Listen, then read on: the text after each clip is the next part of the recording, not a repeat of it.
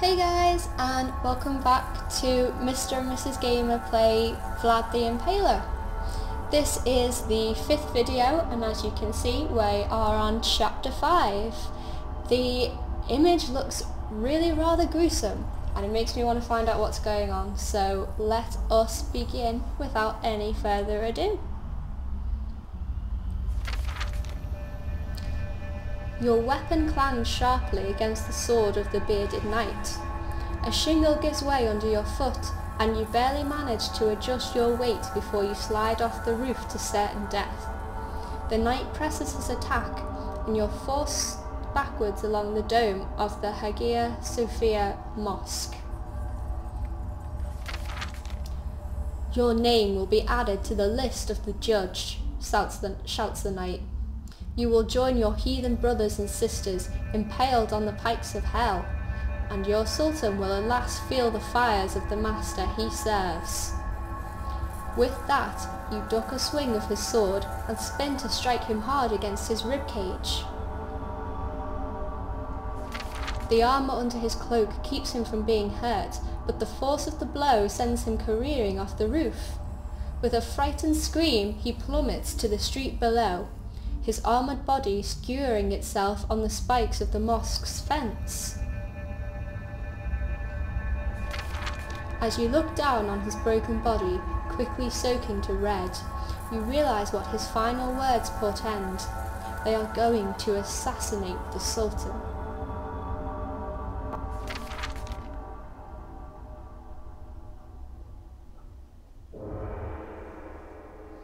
Well, if they're going to assassinate the Sultan, we'd best get our ass to the palace.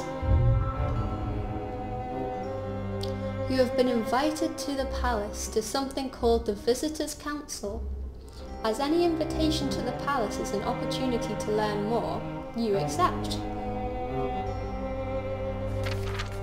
What you find that night is a large forum filled with people from all over Europe and the Middle East, all discussing the state of the city and what is to be done about it. There does not, however, seem to be any format or structure to the gathering, which strikes you as strange. How is this council supposed to get anything accomplished? It's at that moment that you notice a European woman standing in a far doorway. There is something striking about her, and she's looking right at you. She then motions with her finger for you to follow, and disappears around the corner. You are considering following when you hear someone call to you. You turn and see a crowd of men sitting around on couches amidst the gathering.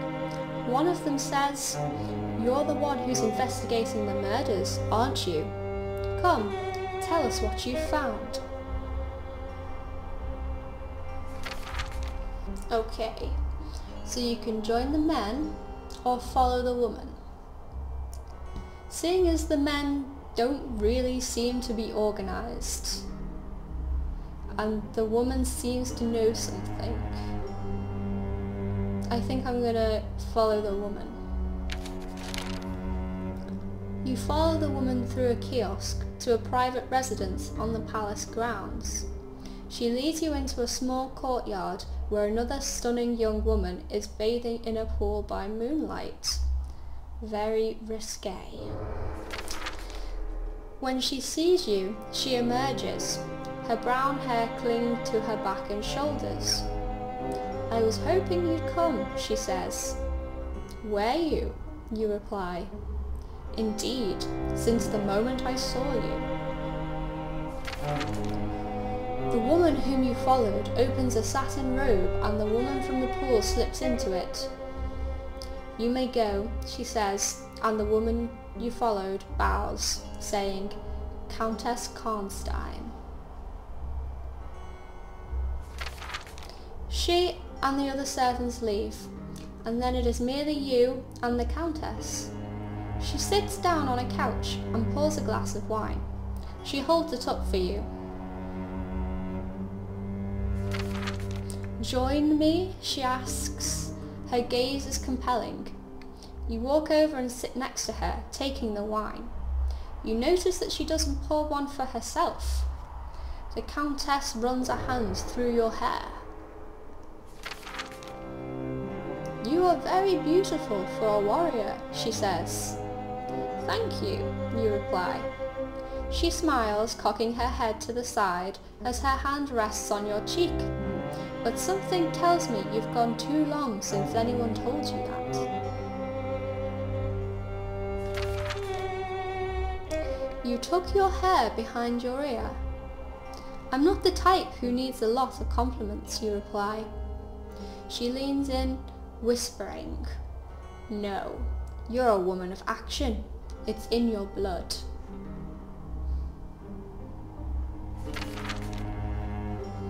Her lips brush against yours, and you stab your dagger into her heart. She goes rigid, collapsing to the couch as her eyes become pearl white and her fangs elongate through her stone-like paralysis. I was fooled by a vampire once, you say. Never again. You draw your weapon and slice her head from her shoulders. Blood pours out across the sofa as you stand. You swallow the glass of wine in one gulp, setting the glass on a table. You wipe the blood from your sword and walk away, having rid Istanbul from at least one hungry darkness.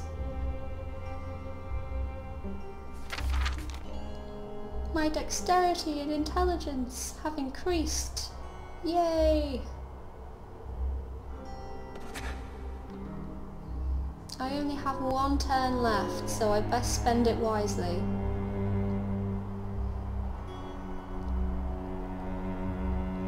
I think I'm going to go back to the palace though, because they said they're going to assassinate the Sultan, so it's probably an important place to spend this last turn. You gain entrance to the palace on the final day of Ramadan, where there is to be an enormous feast to break the month of fasting. While there, you manage to sneak off into the shadows in order to investigate some suspicions you have about the Sultan's advisors. You are passing the extensive kitchens. One of the cooks happens to make eye contact with you. "My friend," he says. You look at him cautiously before realizing that he is the father of a child you rescued from kidnappers. He comes up to you and shakes your hand profusely. Not a day goes by that I do not thank God for you in my prayers. You smile at him, hoping to end the conversation before anyone else takes notice of you. "Please," he says, leading you into the kitchen. "I have no money to offer, but I can give you something which is better than money." He pulls you over to a cauldron of simmering stew and doles out a small bowl for you. This brew is made only for the Sultan. It is his special soup, which he takes every night before bed. It has magical properties. Just this once, between you and I offer it to you, as thanks for rescuing my child.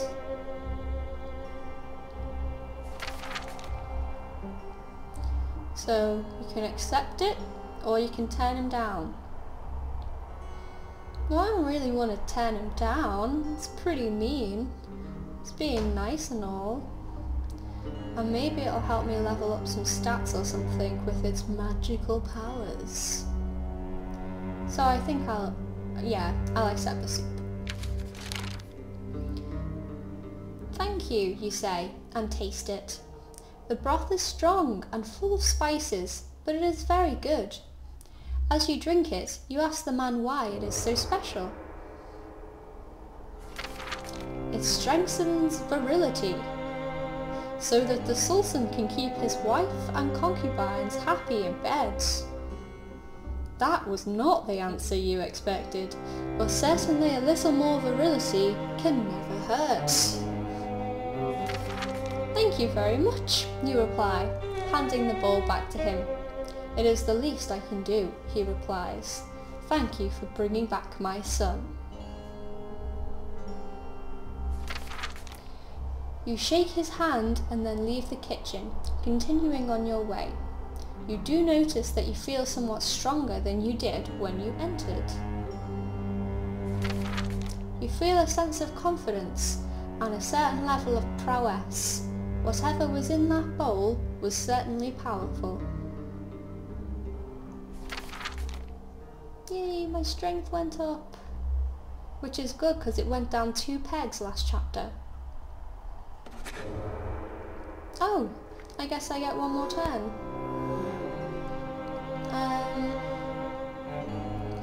I'm gonna go back to the square, I think. Haven't been there in a while. You are chasing a knight through the town square. He is fast, but you manage to keep him in your sights until he disappears through an archway into a small building. You follow him in, only to find a staircase leading down. The air is moist as you leap down the steps. You are obviously descending into one of the city's many cisterns. When you emerge from the stairs, however, you are struck by the size of the underground space. Pillars stretch in all directions like a forest of stone, all surrounded by several feet of standing water. People mill about along the walkways situated just above the waterline, trying to hide from the afternoon sun. You spot the knight as he reaches the end of the walkway, only to discover that there is no exit in that direction. He turns. Your gaze meets his across the crowd. You give him a consolatory smile. He made a bad choice and now you have him. He smiles back, then reaches over and grabs a chain on the wall, pulling it down hard. A thundering sound echoes through the cavernous chamber, and your blood runs cold as you realize that the cistern is now flooding. People scream. Water rises around your feet.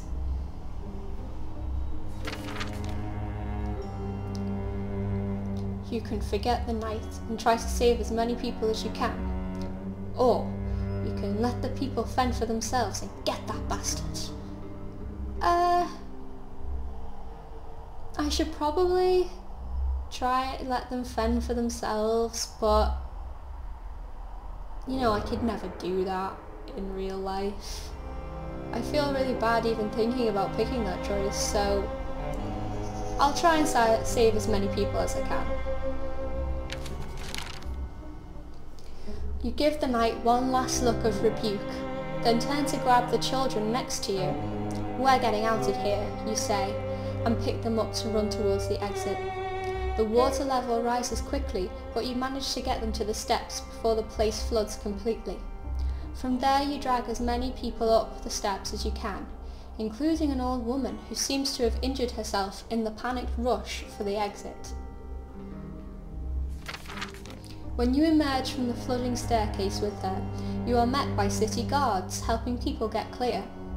You make sure that the old woman is alright before turning back around to wait for the knight to emerge. He never does. Perhaps he drowned. Perhaps he found another way out. Either way, the people who saw what you did tell the guards that you are a hero. Those whom you helped to save give you their eternal thanks and tell you that Istanbul needs more people like you. Yay! Well, that was nice. That is the end of chapter 5 though, so I will be leaving the video here. I hope you guys are enjoying the series, and if you are, just leave a thumbs up and a comment, and I will see you really soon with chapter 6. I think we're nearing the end of this, guys, so stay tuned to see what happens. Thank you for watching. Bye guys.